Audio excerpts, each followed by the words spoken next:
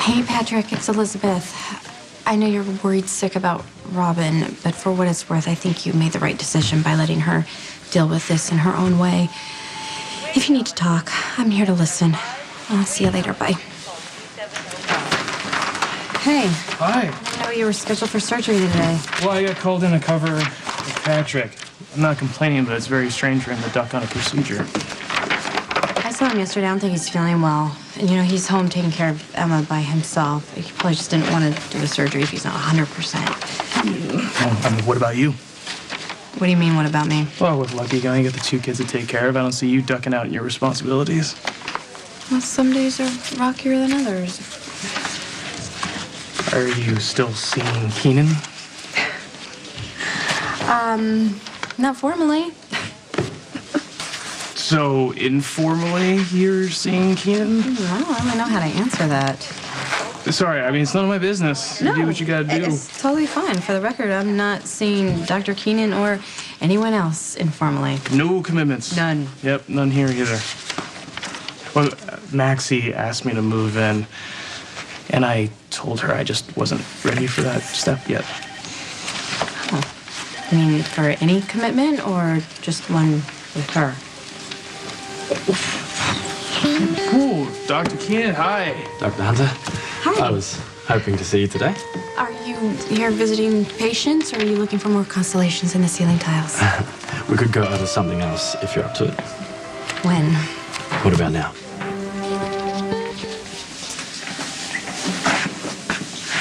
After you. Please, close the door. I'm not sure if you're familiar with the local customs, but there's really only one reason for a couple to be in a supply closet. That was never my intention. Okay, what are we doing here? Well, you mentioned you enjoyed stargazing from the gurney. This is a variation on that method. Are there more constellations in the ceiling tiles?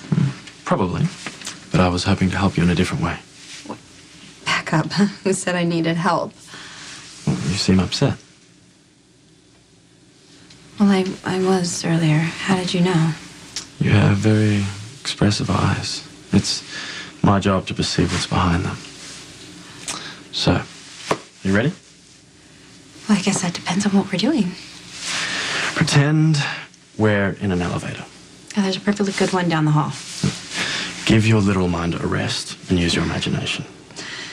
Okay.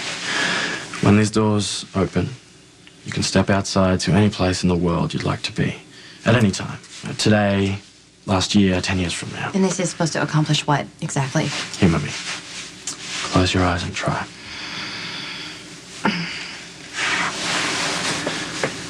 Ding. Oh, really? Sound effects? So where are we? Well, I would like to say Florence, Italy, but I highly doubt if I open these doors, I'm going to walk right into the Duomo. It took a moment to see the constellations, but they were there, weren't they? Trust me. Try this. Close your eyes again.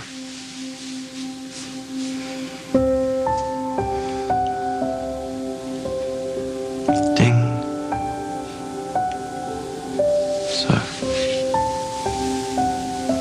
where and when are we? I'm not sure. But I think I'm right here. A magical elevator can take you anywhere, anytime, and you arrive right here on this day in your life. Is that a conscious choice? Is this where you want to be? Surprisingly, isn't it? Why surprisingly? Well, you've heard all my reasons to resent my life, all my frustrations. I mean, I could say that I'd be happy being someone else living in Florence, but the truth is I've never even been to Florence. For all I know, I would hate it.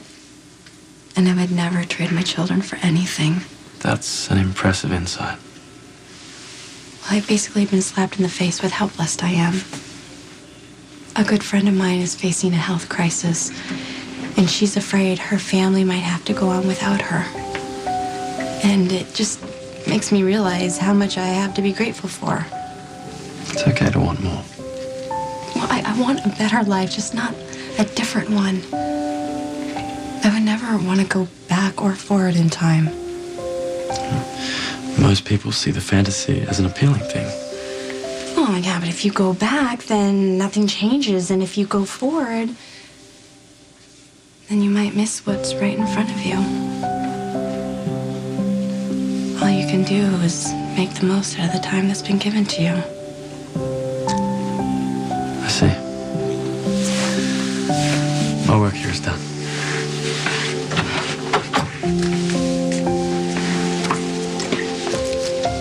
Thank you.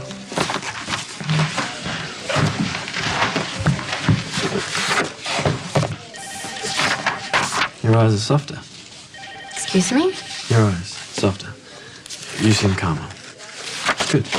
Carry on. What was that? I don't really know, but I think he was paying me a compliment. That doesn't sound very professional. Oh, come on, you just don't like him. I have an aversion to doctors who lie to their patients. It was a lie of omission. He failed to disclose that he had been assigned to treat you. This is true, but he's helped me a lot. Oh, is that what he was doing this morning? He was helping you. Well, he was kind of upset this morning. You didn't seem upset to me. Well, I didn't want you to worry. But I'm okay now. Okay. Well, I mean, if you're ever upset, you can talk to me. Thanks. That means a lot.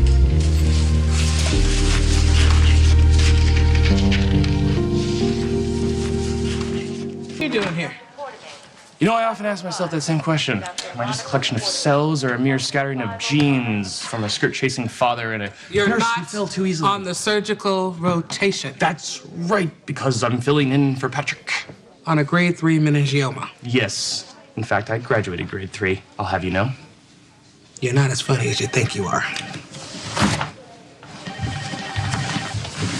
You look quite happy. Well, I've got something to show you. And that is an offer I cannot refuse. Then you definitely won't turn mine down, because I've got something even better to show you.